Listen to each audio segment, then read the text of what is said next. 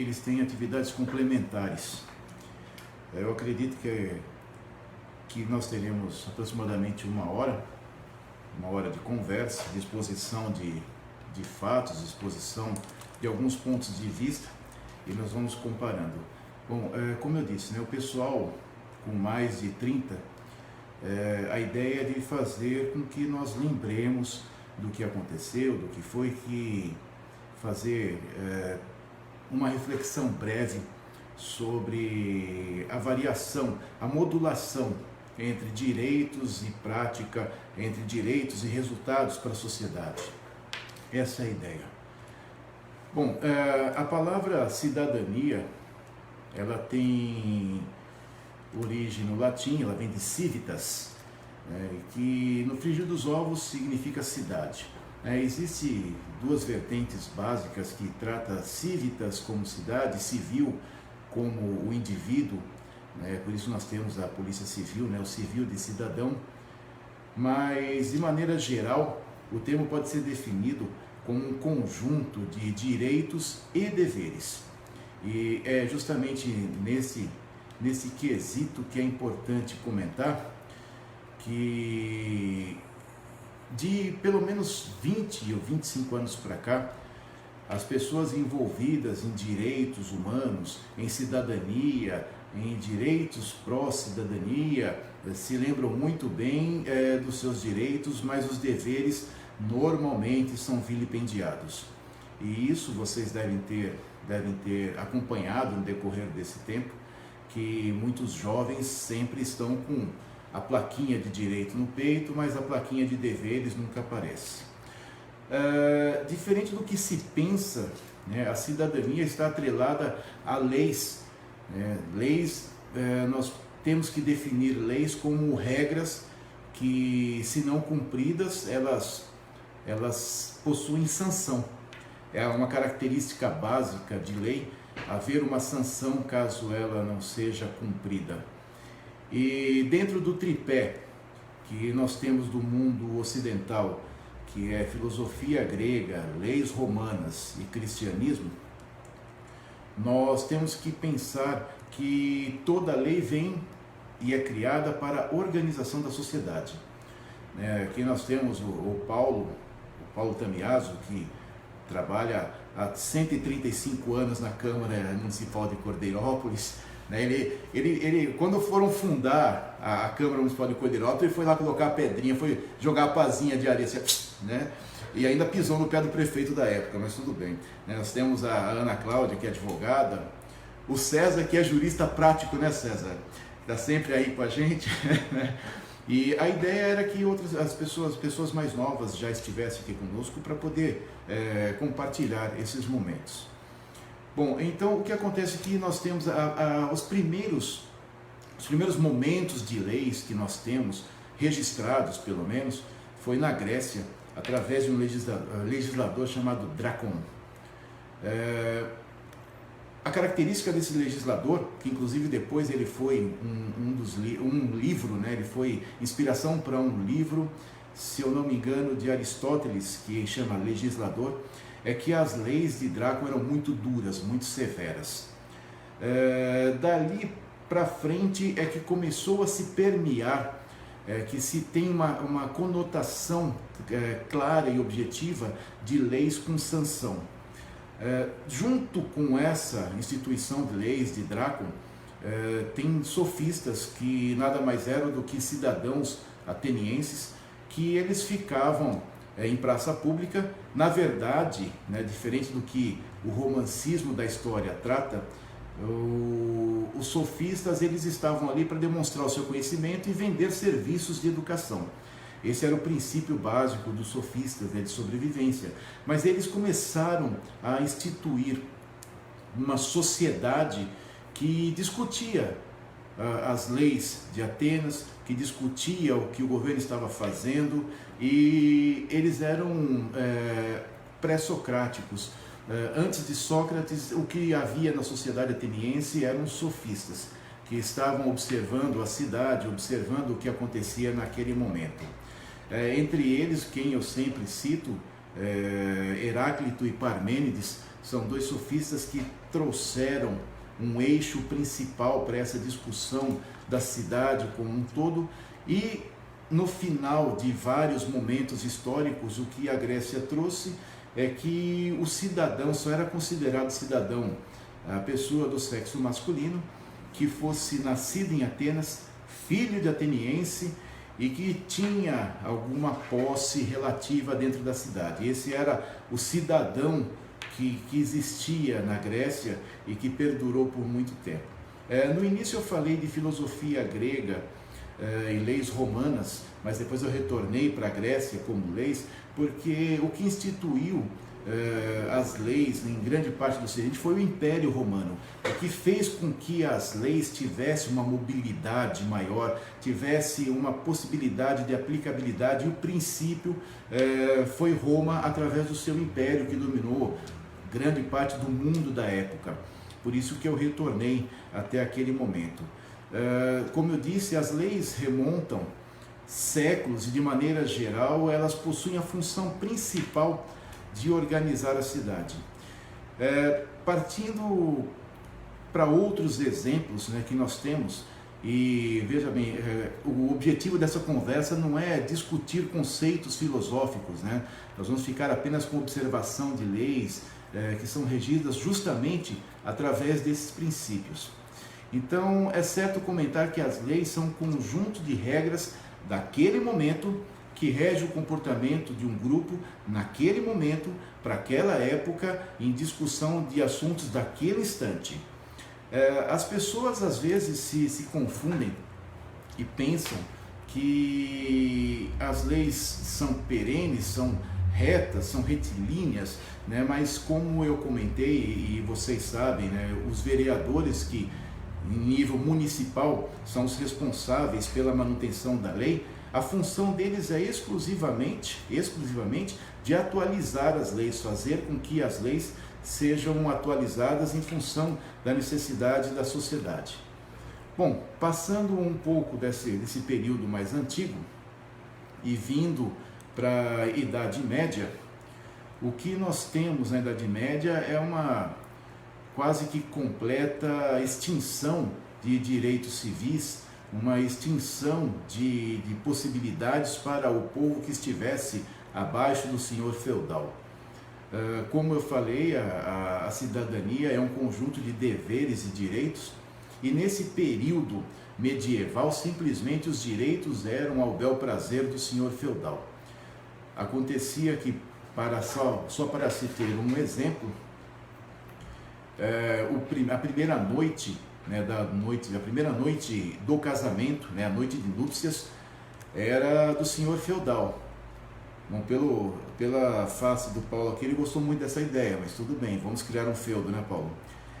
O que nós temos? É que nós temos uma complexidade de informações nesse período medieval, de que, apesar de ter sido estudado muito depois por Thomas Hobbes, as pessoas trocavam, né? Trocavam os seus direitos, trocavam a sua liberdade, né? Trocam ainda, né? A sua liberdade por proteção do Estado, que não era, na época era o senhor feudal. Os feudos, diferente do que se pensava, não era aquele castelinho bonitinho que era cercado e tinha fosso em volta com jacarés, não, era um lugar plano, aberto, onde normalmente as pessoas eram maltratadas por invasores, né? Como diria Hermanoteu, as casas eram estupradas e as mulheres queimadas, né? Mas sempre dava problema, porque eles tinham esse problema de vulnerabilidade, e eles trocavam a sua liberdade pela segurança. E como eu disse, Thomas Hobbes, muito depois, ele gerou inclusive o livro, né, Leviatã, que trata também dessa questão. Junto com Thomas Hobbes, Jean-Jacques Rousseau e John Locke, que são os três principais filósofos contratualistas que traçaram esse perfil. Como eu disse, essa conversa ela é relativamente breve, é uma troca de informações para que nós possamos comparar, né, as questões de direito, deveres, de como a sociedade se comportava. Então, retornando a esse período medieval, não existiam direitos, né, para o povo, né, para quem estava abaixo do feudo. Isso aconteceu muito tempo depois, através da Carta Magna, que o rei da Inglaterra foi simplesmente colocado numa sinuca de bico, através dos senhores que eram detentores do dinheiro, né, os comerciantes, né, os lordes, e só a partir dali que alguma movimentação de direitos, além do feudo, além da própria hierarquia do rei, de todo o staff do rei, que passou a compartilhar de alguns direitos. Bom, continuando um pouco mais para frente, no período moderno, como eu disse, né, apesar dos conceitos diferentes, né, principalmente dos filósofos contratualistas, né, Thomas Hobbes, John Locke e Jean-Jacques Rousseau, eles trouxeram uma leitura de que os humanos abandonaram o estado pré-social para firmar um pacto com o Estado. Isso nada mais é do que exercer o direito de abrir mão de parte da sua cidadania para que você possa ser protegido. O grande perigo, né, e isso aí é um entendimento meu da época, é que não havia uma mensuração de limite, não existia uma forma clara, objetiva, apesar das leis já vigentes, apesar do momento, né, de troca, naquele momento específico que já estava bem para frente, de 1500, 1600, as leis ainda existiam de forma dúbia. Não se podia garantir o exercício do direito, mas o dever, principalmente o de impostos, era sempre muito bem-vindo. Muitas vezes, que independente do período até aqui, a maior moeda de troca era a proteção e continua sendo até hoje. Então, quando se fala em cidadania, de direitos e deveres, nós temos que justamente mensurar qual é a balança desses dois valores. Até que ponto os seus direitos são proporcionais aos deveres e vice-versa. Isso aí nós vamos tratar mais para frente, em outro período. E próximo desses três filósofos, eu penso que na Europa, que era o centro do mundo, o principal expoente de cidadania foi a Revolução Francesa, que teve a queda da Bastilha em 1789 e foi até 1799.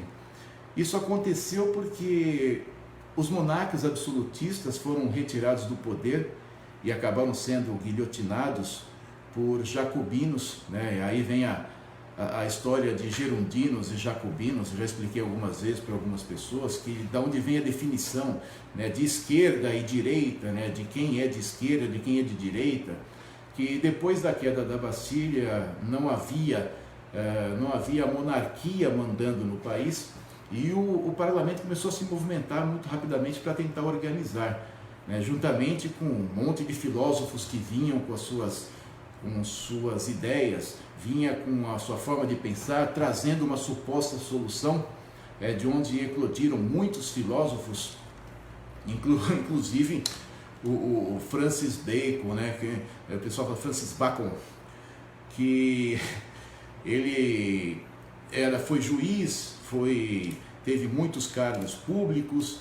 Ele foi chefe de Thomas Hobbes, né?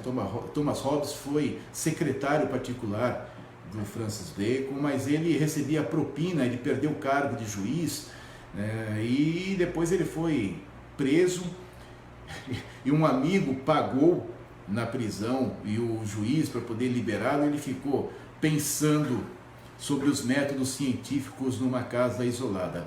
Bom, retornando à Revolução Francesa,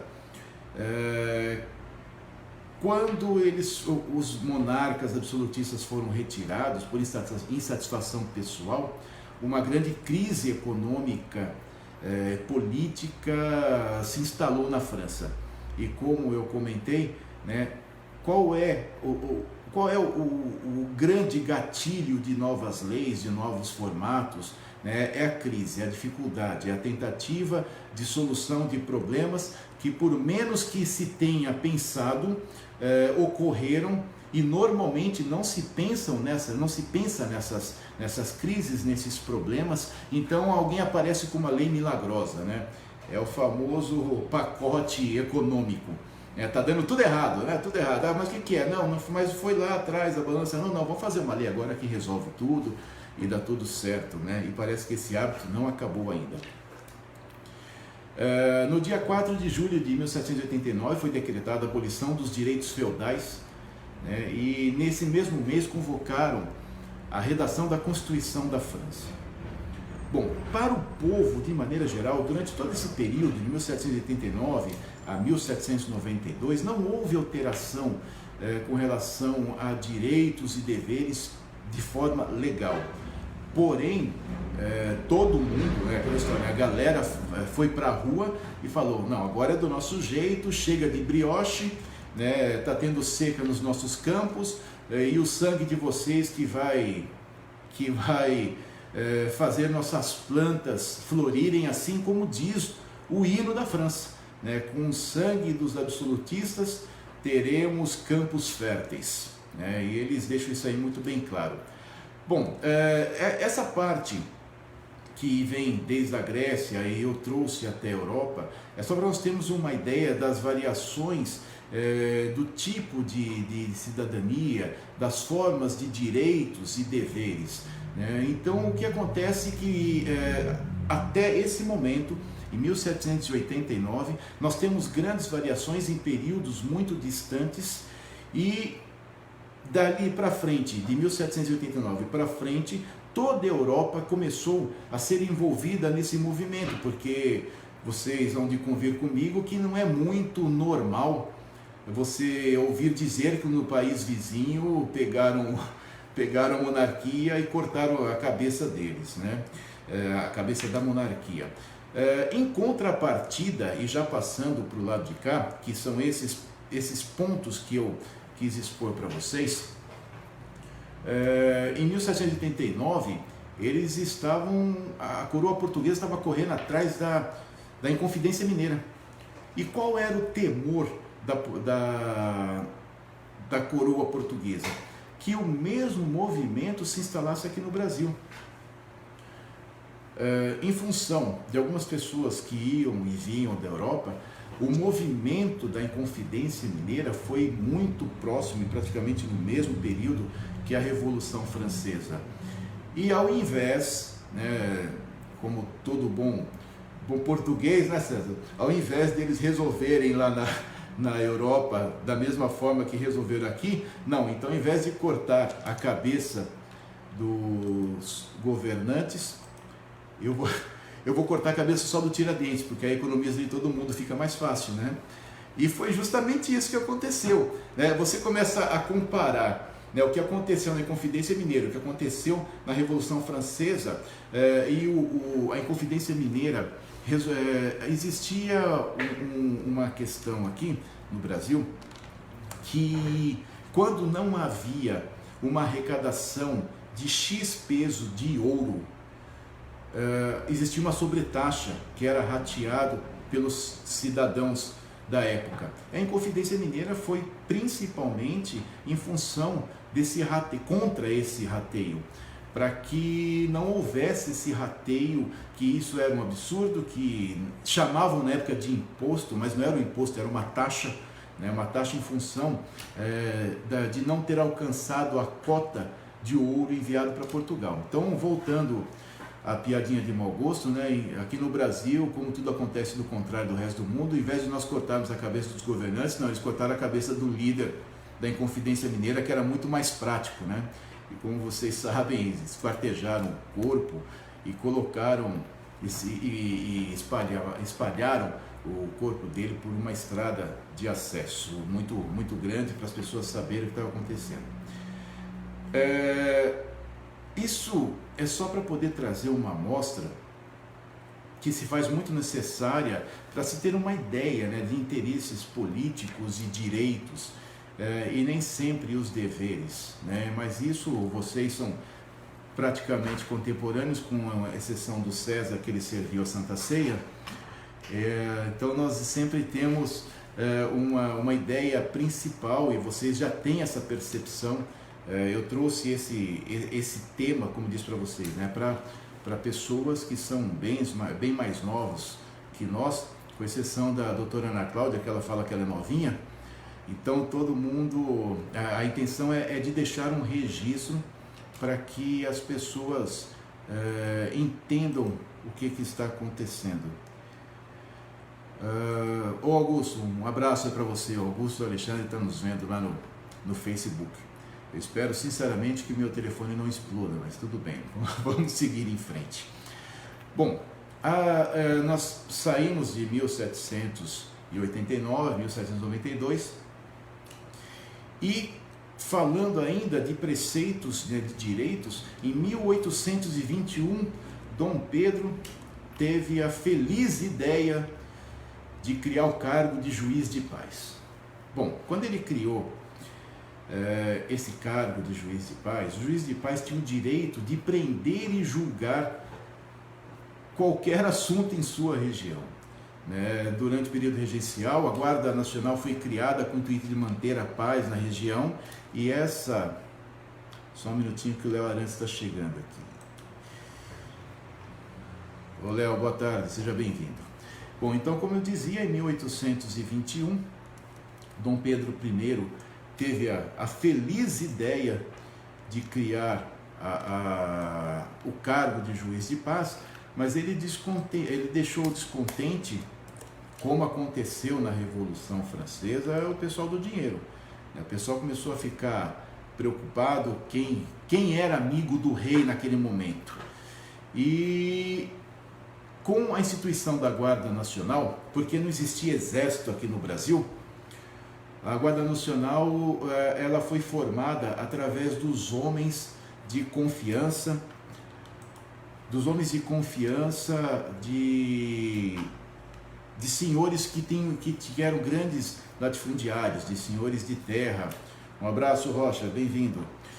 Bom, o que era a Guarda Nacional? Eram nada mais, nada menos do que os capangas dos grandes fazendeiros, e o fazendeiro ia lá com o imperador e falava: olha, eu quero ser coronel. Tuf! Existia uma necessidade de segurança e ordem naquela região, então o fazendeiro ia lá, comprava o título para poder colocar ordem naquele pedaço. Acontece que, a partir desse momento, o controle de células começou a ficar muito mais próximo. Mas por quem? Por quem era mantido pelo Império, por quem era, e daí que vem a frase amigo do rei. Se você é amigo do rei, você tem benefícios, senão você fica no esquecimento. E os direitos começaram a ser alterados. Um pouco para frente disso, houve a criação do título de eleitor através da Lei Saraiva, que ela instituiu o título de eleitor. Mas quem podia votar naquele momento?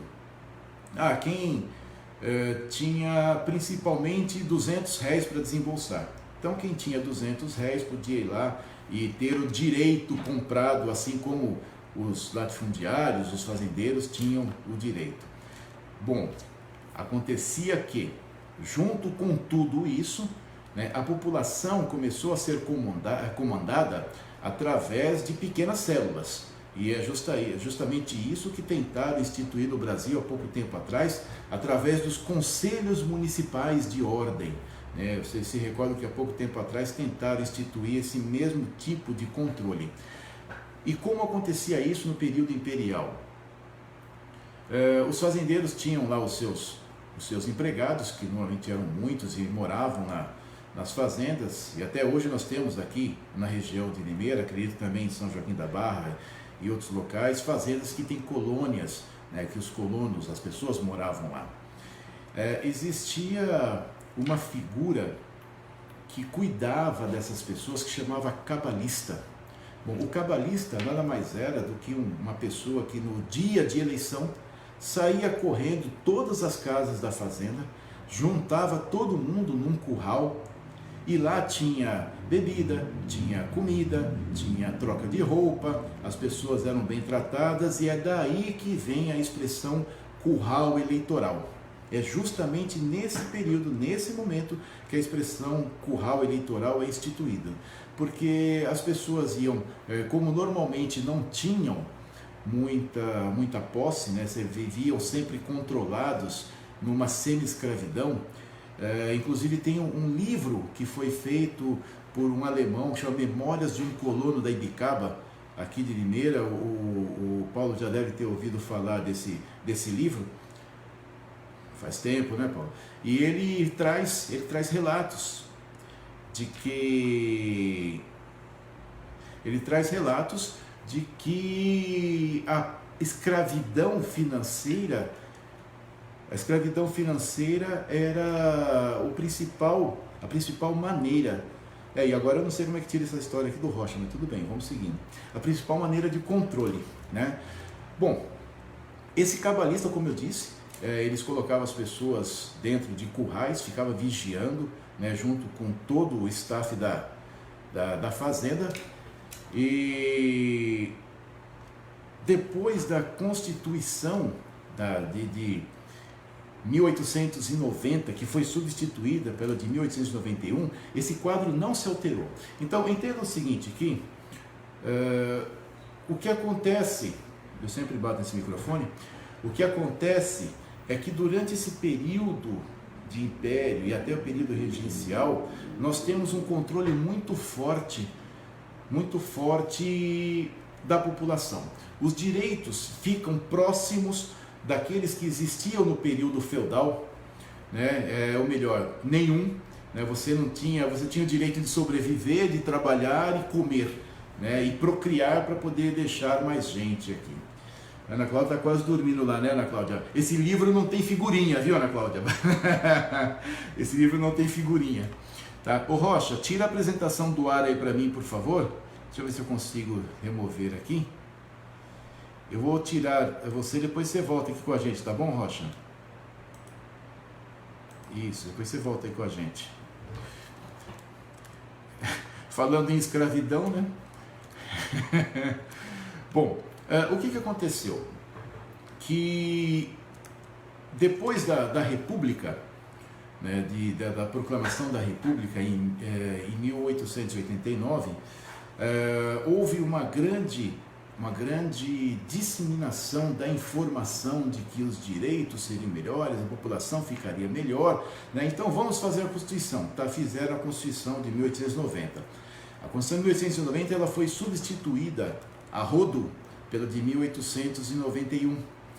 E a característica principal da Constituição de 1891 é que o direito à educação, que já era garantida na Constituição de 1824 no Brasil, ela foi tirada. A Constituição de 1891 ela tirou a obrigação do Estado de fornecer educação, de dar educação para a população. Dentro desse período, a principal alteração de direito foi justamente essa, porque já entendia-se, em função de algumas leituras que eu fiz, de que a má instrução do povo era interessante. Existia uma necessidade de que o povo fosse mal instruído. Em 1904, pouca coisa depois, quando o programa de vacinação, eu não me recordo a doença agora, eu não lembro qual foi em 1904, se foi Oswaldo Cruz, eu não me recordo, mas em 1904 existiu um programa de vacinação em massa, e um negro que tinha sido escravo, né, e no momento era livre, chegou para o repórter, e isso está na Gazeta do Rio de Janeiro, e disse: nós não podemos deixar o governo fazer o que eles querem com a gente. Bom, a diferença principal da abolição da escravatura nos Estados Unidos e a abolição da escravatura no Brasil é que a abolição da escravatura nos Estados Unidos, ela foi instituída e amparada pelas igrejas.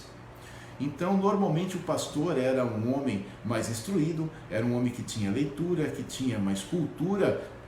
Só para se ter uma ideia, nós temos Martin Luther King como um grande expoente desse exemplo.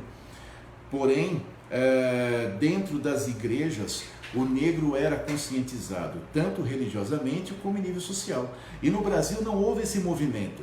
Nós não tivemos um movimento de integração social do negro que passou a ser livre da noite para o dia, mas muitos acabaram ficando dentro das fazendas e recebiam para poder continuar. Mas com a alteração das constituições, que na época eram, de certa forma, a lei que mandava no país, porque as adaptações internas e locais eram fortes até mais que a Constituição, porque dentro de uma fazenda você chega o coronel com todo o seu aparato de capangas na casa de uma pessoa que mora, de um colono, e fala, olha, você vai ter que sair daqui. O colono vai falar, não, eu tenho direito à residência, tomava um tiro na cara. Então, essas alterações de lei em macro, nesse período e em muitos outros que nós vamos ver, acredito que nos breves 20 minutos, são justamente para poder dar uma conotação de distância. Porém, os direitos e os deveres continuam. Os deveres sempre mais normalmente cobrados do que os direitos dados. Às vezes eu demoro um pouquinho aqui porque eu estou monitorando mais 3 lugares, tá bom, gente? Bom, depois de 1891, nós tivemos um problema muito sério que foi a quebra da Bolsa em 1929. A quebra da Bolsa em 1929, ela resultou no Brasil na Revolução de 30, ela foi comandada por Minas, Paraíba e Rio Grande do Sul. Nesse período, principalmente, houve um grande aumento da miséria e a população não tinha muita opção. A população não tinha a quem recorrer, porque era um estado geral de miséria, de problemas. E, em função disso, com a Revolução de 30, nós tivemos também, como resultado posterior, a Revolução Constitucionalista de 32, que foi comandada por São Paulo, Mato Grosso e Rio Grande do Sul. E, se vocês perceberem no decorrer da história, o Rio Grande do Sul está sempre enfiado em problema. Vira, mexe, não, Rio Grande do Sul. Na Guerra do Paraguai, não, Rio Grande do Sul. Daqui a pouco tem assim, não, a insurgência da Bahia. Não, Rio Grande do Sul também estava junto. Se você fuçar um pouquinho, Rio Grande do Sul tá no meio também. Tá? Depois de 1891, nós tivemos a Constituição de 1934, né, que é da Segunda República. E a característica principal é que nessa Constituição de 34 ele instituía novamente a República como forma de governo, instituía os Estados Unidos do Brasil, incorporou o voto feminino, determinou que o sufrágio eleitoral fosse universal, secreto, direto e por maioria de votos. Então as eleições passaram a ser diretas nessa Constituição de 34. Ela retornou com o ensino primário gratuito e obrigatório. A Câmara dos Deputados era eleita de forma direta, o Poder Executivo exercido pelo Presidente da República com mandato de 4 anos, então fica muito próximo do que nós temos hoje, né? Prévia do mandato de segurança, instituiu a ação popular, isso lá em 34. O que acontece aqui embaixo, na hora que você começa a desmembrar? Você começa a ver que principalmente as empresas começam a ter um pouco mais de base legal para poder trabalhar. Isso reflete na população, trazendo um pouco mais de poder aquisitivo para a população. Nesse período foi iniciado o êxodo rural em pequenas amostras para os grandes centros, os locais onde tinha fábricas, onde existiam a maior captação de dinheiro, e com isso os direitos começaram a ser amplamente divulgados através do boca a boca. Ah, você viu o quê? Você viu o quê? Né? Cartaz, jornal, porque as pessoas começaram a ter acesso à informação. Então essas variações de Constituição, e eu estou trazendo esse paramento de Constituição para nós termos uma ideia de macro. Nós não temos como tratar de questões específicas de Estado, de municípios. Então o que eu estou sugerindo é que nós pensemos, não só enquanto essa conversa, na verdade por enquanto o monólogo, né, durar, mas que nós pensemos posteriormente nos resultados que nós vemos ainda, nós ainda sentimos ainda. Existe um estudo que se chama residual energético hereditário. Esse residual energético hereditário, ele trata principalmente da questão da transcendência da informação. A partir do momento que uma informação de grande bloco é instituída em determinada sociedade, qual o tempo que ela dura?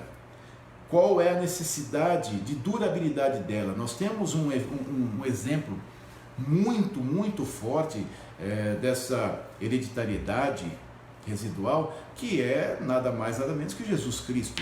Ninguém daqui conheceu pessoalmente, ninguém daqui conviveu pessoalmente, mas a força do residual hereditário da informação é tamanha que já passa de 2000 anos.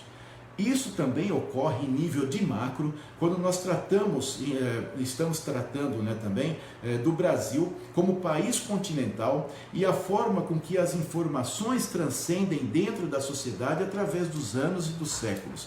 Por isso que eu estou trazendo as constituições. Nós tivemos 7 constituições até agora, e na verdade 8, porque a de 1890 ela foi anulada. E essa transcendência de informação, ela começou, com o passar do tempo, começou a ficar mais rápida, começou a chegar mais rapidamente na população. Então, o que acontece? Que em 1934 nós temos uma Constituição que ela traz um reflexo bem mais maleável do que a Constituição passada. Inclusive, como eu disse, né, ele restabeleceu o ensino primário e gratuito como obrigatório. Bom, aí, como nem tudo são flores, vem a Constituição de 37 do Estado Novo, que ela é chamada de Constituição Polaca, né, por ter leis de inspiração fascista, como na Carta Magna polonesa de 1935. Com essa Constituição, apenas para ter alguns exemplos, caberia ao presidente nomear os seus interventores, né, governantes estaduais, e esses que deveriam nomear os governantes municipais. Proibição de direito de greve, previsão de pena de morte para crimes políticos, e aqui em 37 você vê por que o pavor em 1988 com relação à pena de morte. O problema é que os políticos ficaram com medo da pena de morte para políticos, e a vagabundagem continuou tranquilinha, né? Vamos aí. Eu sou a favor? Não sou a favor da pena de morte, mas eu fico muito próximo de uma pena perpétua. Isso é apenas um comentário aleatório, né? Já que é para tirar um mal pela raiz, retire pelo tempo em que ele durar. Em 1937, o poder legislativo, em todos os níveis, ele foi extinto, né? Então não existia mais Câmara de Vereadores, deputados estaduais e etc. O que aconteceu para a população com relação principalmente aos seus direitos? Uma coleira muito forte foi colocada na população, na maneira de pensar, na maneira de se exprimir, né? O direito de mandato de segurança ou ação popular foi suspenso, foi instituída a censura prévia nos meios de comunicação, e isso na Constituição de 37. Isso reflete diretamente na maneira da população pensar nesse período. na maneira dela se comportar. Eu não digo que em locais distantes das grandes capitais isso possa oscilar, possa ter uma referência rápida, porém existiu dentro das grandes capitais, e conforme o raio ia aumentando das grandes capitais, ele ia se diluindo porque não havia necessidade. Então vamos supor, por exemplo, que existisse na época a cidade de Rosana, e se alguém for de lá e estiver nos escutando, por favor, me perdoe, eu não sei a data de fundação de Rosana, mas Rosana, para quem olha o mapa do estado de São Paulo por cima, você tem aquele biquinho do lado direito, do lado esquerdo assim, é a última cidade do estado de São Paulo antes de passar por outro estado. Então vamos supor que se nós tivéssemos, por exemplo, essa alteração em 37, com todas essas alterações de comportamento que foram simplesmente jogados para a população em função de uma necessidade política, a cidade de Rosana iria sentir muito menos, por exemplo, que a cidade de Jundiaí, que se existisse na época. E isso é o residual energético e hierárquico. Tá? Na hora que a propagação de informação começa a transcender no seu próprio tempo e em função dos anos que passam. Tá? Bom, em 37 nós tivemos a Constituição do Estado Novo e uma nova alteração de direitos e deveres foram instituídos. Principalmente foram fortemente relembrados os deveres da população, do cidadão, da forma de tratar. O que acontece nessa forma, nesse momento? É que a população que naquele momento vinha com a Constituição de 34, vinha já com um problema da quebra da Bolsa de Nova York, que vinha já experimentando grandes problemas financeiros e sociais, ela recebe uma nova carga, uma nova forma de ser restrita, de ser cerceada.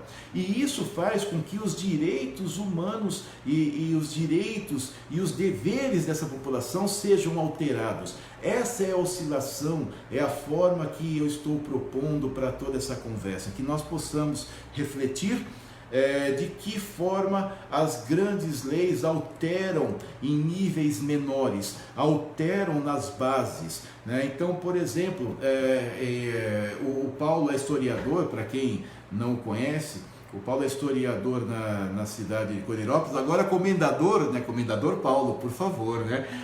Parabéns, viu, Paulo? Parabéns mesmo.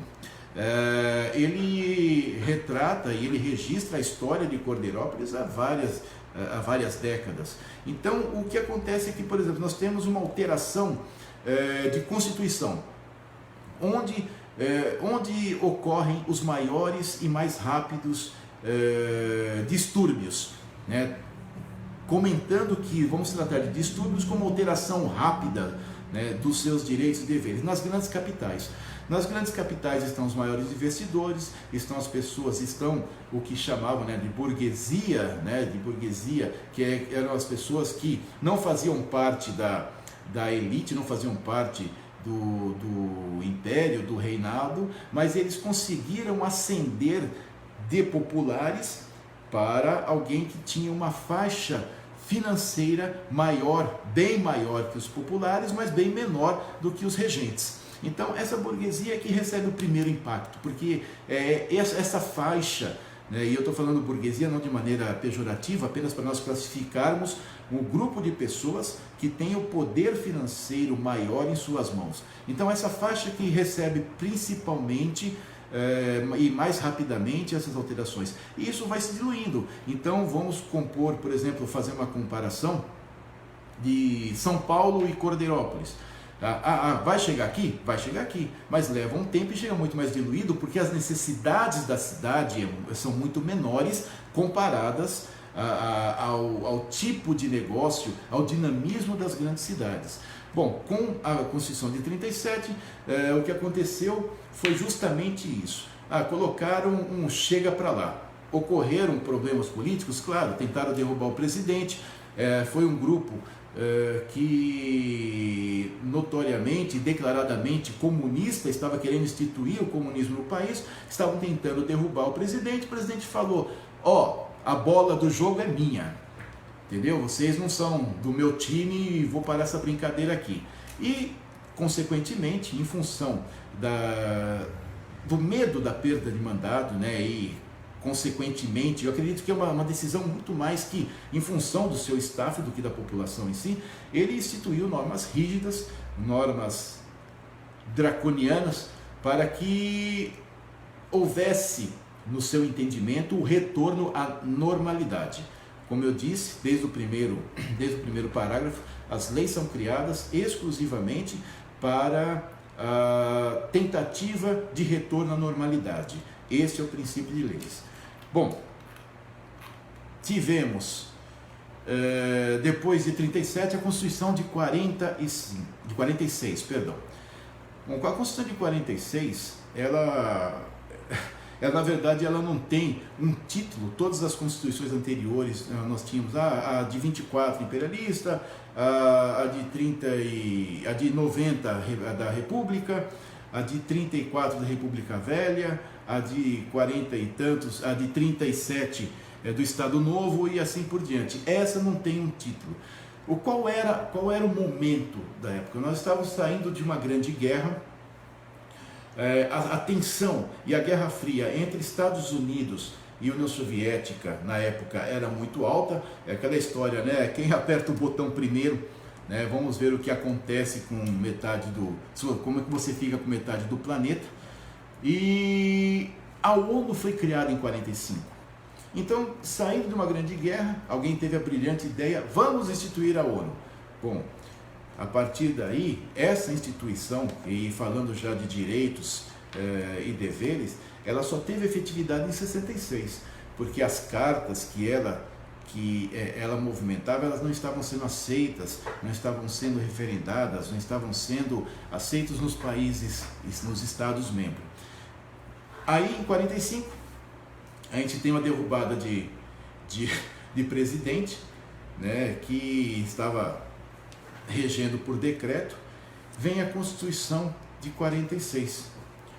Bom, essa Constituição de 46, ela, como eu falei, ela em função, e essa é uma interpretação minha, principalmente em função da criação da ONU, ela, no seu texto constitucional, ela estabelece a igualdade de todos os brasileiros perante a lei. Bom, aqueles problemas, né, aquelas características básicas de que existia uma diferença, né, em função do cumprimento da lei para cidadãos diferentes, em tese deixou de existir, mas continuou sendo, assim como continua até hoje. Nós temos cidadãos de primeira e segunda classe. Naquela época eles tentaram, de alguma forma, criar uma igualdade entre os brasileiros. Determinou a inviolabilidade da correspondência, né, então até hoje, para quem não tem informação, a abertura de correspondência alheia é crime federal. Aboliu a censura, ou seja, a Constituição de 46 ela desconstruiu a Constituição de 37. E, como eu disse, se nós pensarmos na irradiação, quando você cria degraus para direitos, leva muito mais tempo para ele ser absorvido do que quando você cria degraus para deveres. Então, se você tem mais direitos do que deveres, lógico que a irradiação desses direitos é muito mais rápida, pela própria natureza do ser humano. Quando Aristóteles definiu o ser humano como zoon politikon, como um animal político, ele não definiu na época a questão de deveres e direitos. Ele apenas instituiu e formalizou que o ser humano era um animal que precisava de trabalhar em sociedade, de ficar em sociedade. Mas essa questão de obrigação e direitos veio muito depois, como eu disse, em 1200 e alguma coisa, que os lordes ingleses inventaram de pressionar o rei para poder cumprir o que ele diz. Porque ele dizia uma coisa agora, aí todo mundo se unia: vamos lá conquistar o reino XYZ. Iam lá, conquistavam com o dinheiro dos lordes, porque os lordes que bancavam a guerra. E quando ele voltava: não, agora nós vamos assim lá, não, agora vai ser de um outro jeito. Por isso que houve a instituição da Carta Magna na Inglaterra, e isso foi se replicando no resto do mundo, para que houvesse um norte, uma forma de se guiar e ter garantias dos seus direitos para depois de alguns eventos. Então, retornando à Constituição de 46, ela aboliu a censura, garantiu a liberdade de formação de associações, como sindicatos, desde que não fosse para objetivos lícitos. Isso aí é quase um eufemismo, mas tudo bem, vamos lá. Determinou a liberdade de cultos religiosos e estabeleceu o direito de ampla defesa de qualquer cidadão, entre muitos e muitos outros. Isso tratando da Constituição de 46 e agora, logo em seguida, a de 67, que volta novamente para poder reprimir os direitos e reorganizar em função de ataques que a República estava sofrendo. Entendam que essas idas e vindas nas constituições que eu estou tratando é para deixar bem claro de que esses direitos, eles são relativos em função da história, mas eles são perenes em função do contexto. Você deixa de ter esse direito, mas passa a ter esse outro, mas esse outro aqui interessa para mim. Essa questão de cidadania e esse aspecto que eu trouxe no decorrer dessa conversa é justamente para poder, nós, como eu falei, em função da nossa faixa etária, acredito eu, com exceção da doutora Ana Cláudia, que ela se diz novinha, é para nós relembrarmos sempre do que estava acontecendo. Bom, a Constituição de 67 do regime militar, que muitos alardamente chamam de ditadura, mas a ditadura, para se deixar bem claro, ela só é caracterizada quando o direito de ir e vir é cerceado.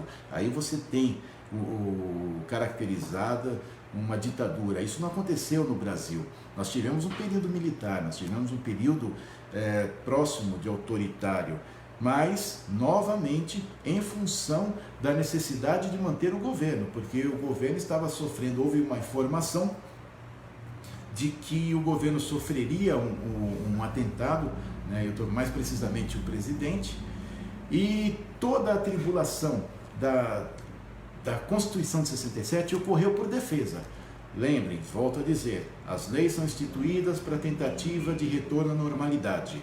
67, Constituição de 67, a mesma coisa. Qual que era o problema?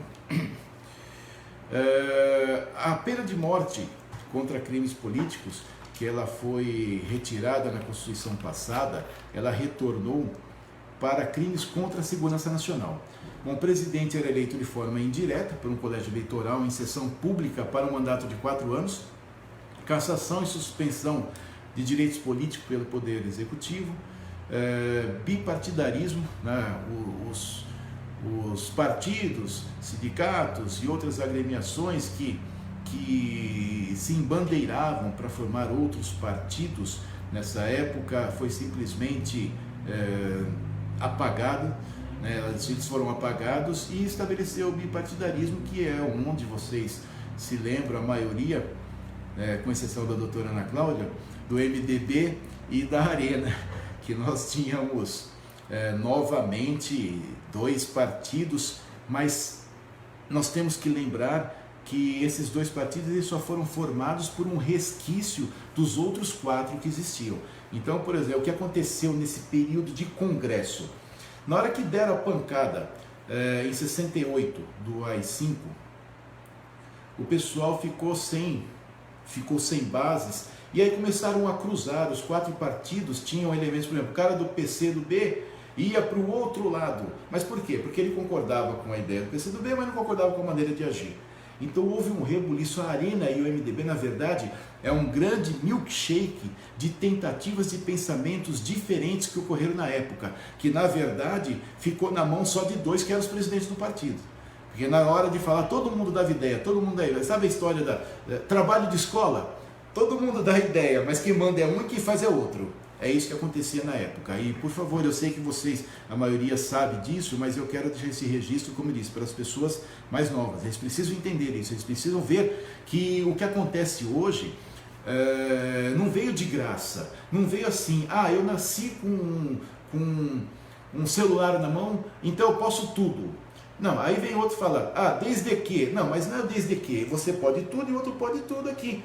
mas os dois têm que andar juntos. A história de direitos e deveres ficou sendo alterado em função de necessidades de governo. Por exemplo, Constituição da ONU em 45 e depois com as cartas assinadas em 66, criaram-se três grandes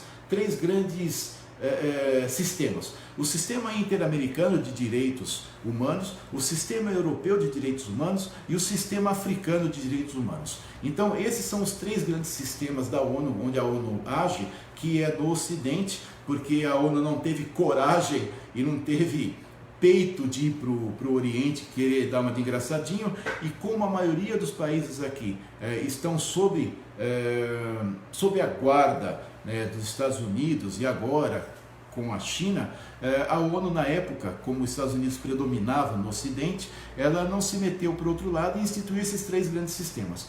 O único sistema que fala de deveres é o sistema africano. O único que fala do que o cidadão ele tem direitos, mas tem deveres. O sistema europeu e o sistema interamericano, que são dois grandes sistemas que a ONU encontrou de reger de forma diferente, de acordo com as suas particularidades das Américas, Europa e África, os outros dois não falam de deveres. Você não vê nas cartas de constituição, nem das comissões, nem das comissões de julgamento sobre deveres, apenas no africano. E isso vai de encontro principalmente com os interesses de constituições que deixam grandes espaços à interpretação. Bom, a Constituição de 67, apenas para finalizar, ela aumentou a justiça militar e estendeu o foro especial a civis. Bom, como eu disse, o que isso altera para a população aqui embaixo? Existe uma filmagem bastante divulgada que são das praias no período militar, que bares cheios de gente tomando cerveja, etc. E nessa população realmente as alterações são mínimas. Porém, nós temos que lembrar que na hora de trabalhar, na hora de comprar, na hora de vender, na hora de formar suas empresas, os direitos estão sendo alterados. Então, essa captura de identidade desde a Grécia até os dias de hoje que eu trago para vocês, para nós pensarmos com o tempo. E depois vem a Constituição de 88, que ela é chamada de Constituição Cidadã, que ela, no meu ponto de vista, tem excesso de direitos e ela fala de alguns deveres como se fosse favor. Por exemplo, nós tínhamos na Constituição anterior que a educação era obrigação do Estado, que o lazer era obrigação do Estado, que a segurança era obrigação do Estado. Agora nós temos que a segurança é direito do cidadão, que a educação é direito do cidadão. Então isso altera a interpretação e a forma das pessoas se comportarem aqui embaixo. Quando passa a ser direito, e não direito de um e não dever do outro, é porque o direito tem que ser reclamado em função do dever alheio. E não simplesmente ser dado. Nós temos os três períodos aqui no Brasil, e eu prometo acabar logo. Nós temos períodos bastante distintos aqui no Brasil. Nós temos um período patrimonialista em que o bem da nação se confundia com o patrimônio do governante. Nós temos um período burocrático, que foi um período que os governantes tentaram correr atrás de instituir um sistema de fiscalização em função da corrupção, e nós estamos tentando nos incluirmos num sistema gerencial onde existe principalmente a partir, vamos falar em município, do prefeito, que os secretários ajam sob sua supervisão, mas com mais liberdade. Esses períodos fizeram com que a população se confundisse. E nós temos, por exemplo, aquele costume que eu falei do cabalista que levava o pessoal para dentro de um curral e dava comida e etc., que era o único período que a população entendia, lá no período regencial, que a eleição, justamente no período de eleição que ela podia ter alguma vantagem, ela reflete até os dias de hoje. pelo residual energético hereditário. A informação de que a eleição é o momento do eleitor tirar proveito do político, de conseguir ganhar alguma coisa, de pedir para ser aceito. Olha o tamanho do problema que esse costume lá do período regencial e imperial nos trouxe hoje. Vocês sabem, deixa eu ver quem está aqui conosco, vocês sabem que no ano passado eu fui candidato a vereador. E vocês não têm ideia do que eu recebi de proposta. Teve um que chegou para mim e falou assim: olha, eu tenho 8 votos aqui em casa, mas tudo tem um custo. Vem aqui para a gente negociar. Uma outra pediu um tanquinho de lavar roupa, outra pediu um ventilador. Entendam que isso como eu falei para você, da informação, esse residual energético hereditário da informação lá do período regencial. Do período em que a população sabia que era a hora e o momento de tirar proveito do político, que ela poderia ganhar alguma coisa. Acontece que, em função da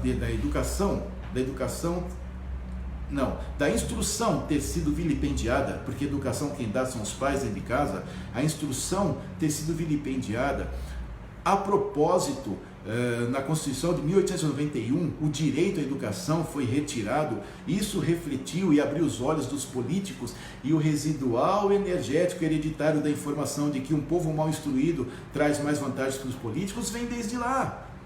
Nós temos que entender que a necessidade de alteração de todo esse material não vai ocorrer do dia para a noite, mas tem que começar em algum momento. Por isso que eu trouxe esse tema para nós estudarmos, para nós conversarmos, na verdade, para eu monologar a respeito de um assunto dessa amplitude, para nós conversarmos e nós, com o tempo, essa é a primeira de uma série, espero, e nós possamos entender que as grandes alterações de macro, elas podem ser parciais e podem ser momentâneas, mas elas podem durar um grande tempo. E essas alterações que nós estamos sofrendo hoje em nível de Constituição, em nível de direitos, o excesso de direitos em que principalmente as pessoas nos últimos 25 anos foi contagiado, nós precisamos fazer com que ela seja alterada gradativamente, para que elas entendam também que têm deveres, que têm obrigações, que têm um formato próprio, para que elas atendam os anseios da sociedade, porque elas ficam querendo uma sociedade melhor sem cumprir seus deveres, apenas usando os seus direitos. Essa é a discussão que eu trouxe para nós hoje. E como vocês sabem, eu falo pouco, e se eu continuar falando sobre direito dos outros, eu vou ficar mais meia hora aqui, e aí eu vou abrir o microfone de vocês. Se vocês tiverem alguma consideração a fazer, a gente vai conversando aqui, tá? Deixa eu só ver se eu consigo acessar o microfone de vocês aqui. Abram vocês aí, que eu não estou conseguindo abrir o microfone de vocês. Deixa eu ver. Aí, Paulo, consegui abrir. Paulo, quer começar a fazer uma consideração sobre essa nossa conversa?